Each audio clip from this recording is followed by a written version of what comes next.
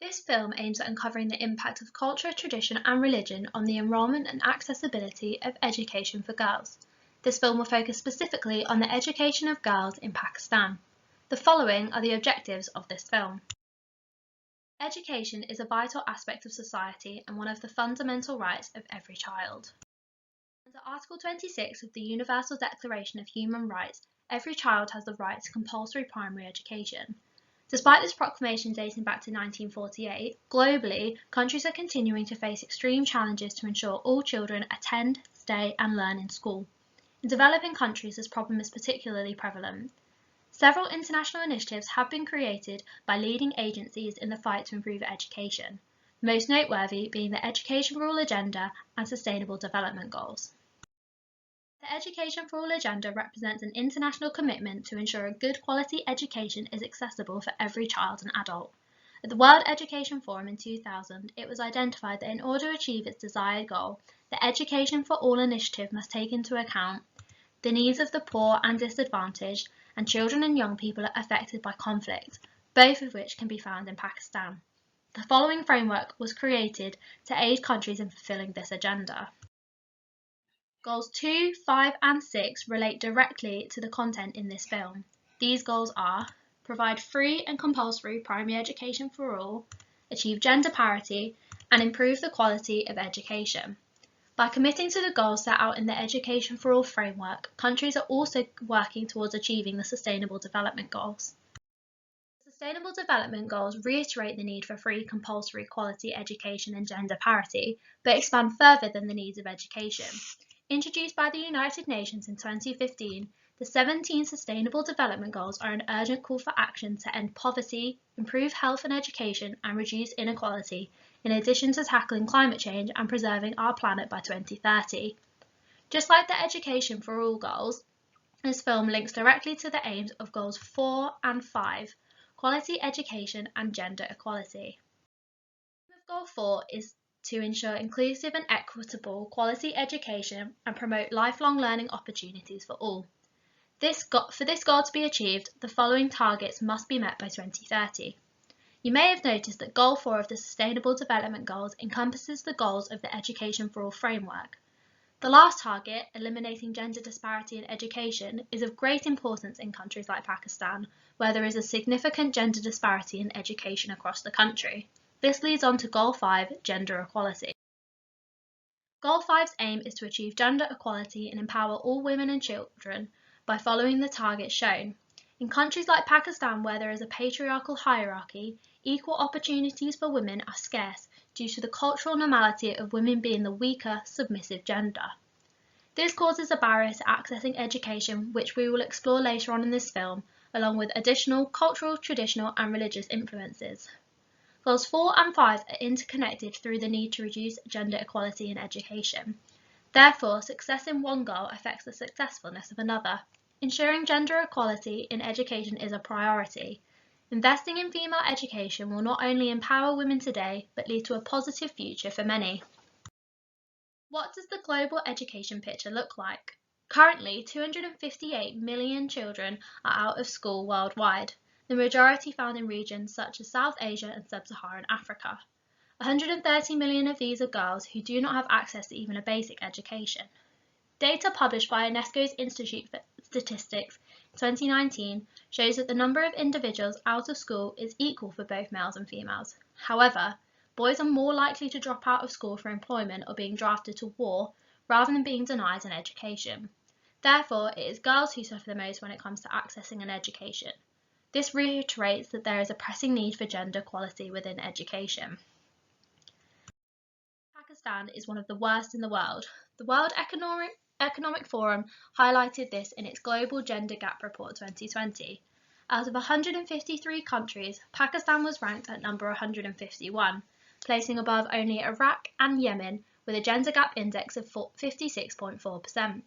This means that Pakistan is 10 percentage points below the South Asian average.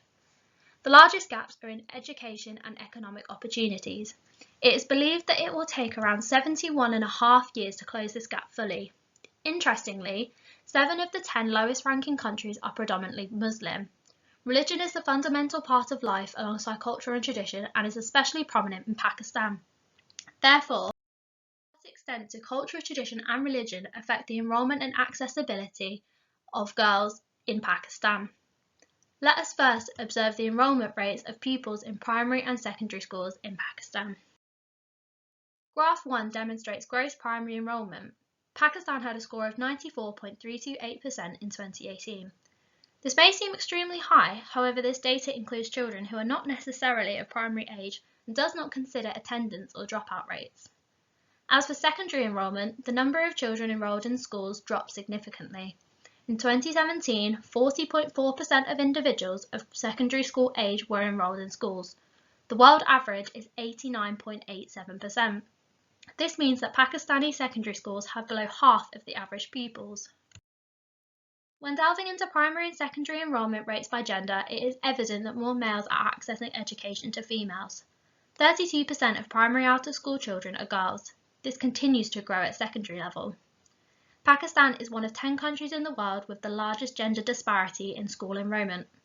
But why is this the case?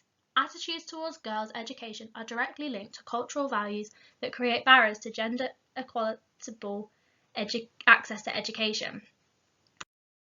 Influence on girls' education in Pakistan is beliefs, parental and religious. Many families believe that girls should not be educated. This strongly resonates with the ideologies of the Taliban. The Pakistani Taliban do not agree with westernized education, especially for girls. An increase in attacks on schools demonstrates the severity of this situation in Pakistan.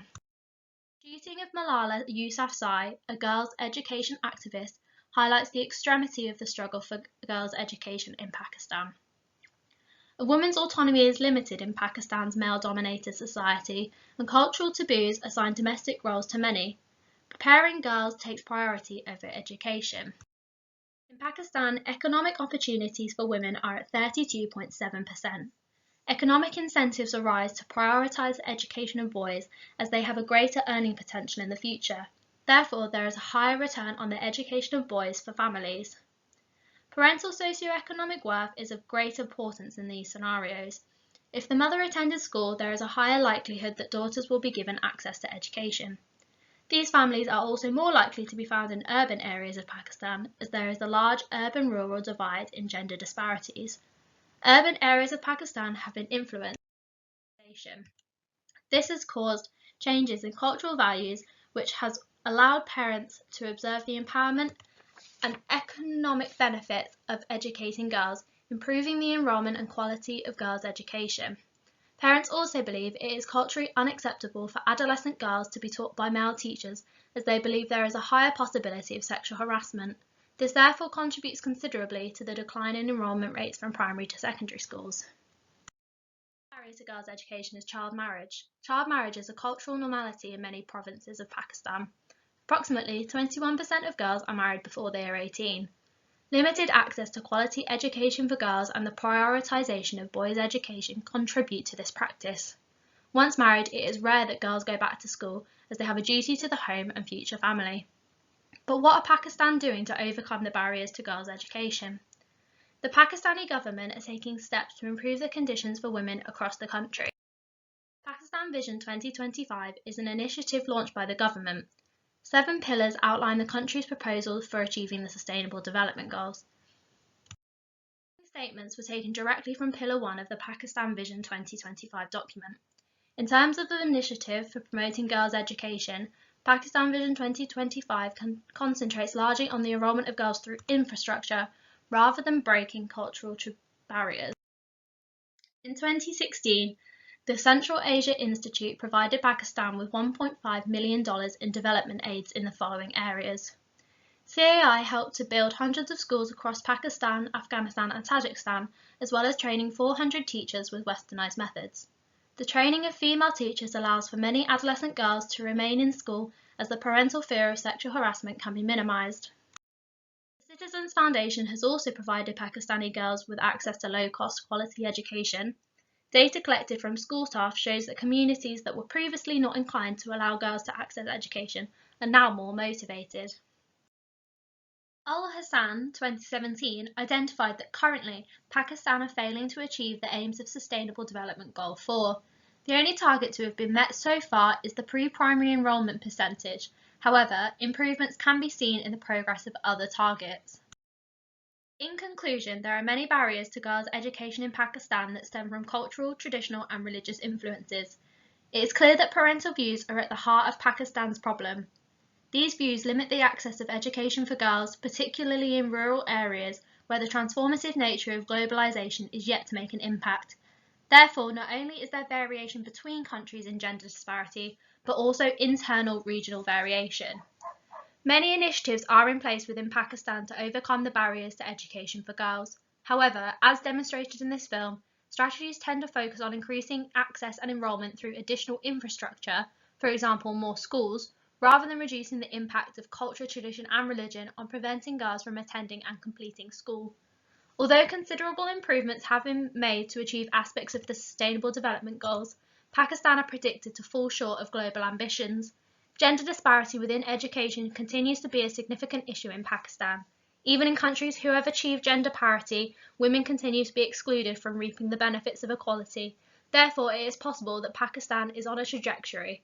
All that may be required is time.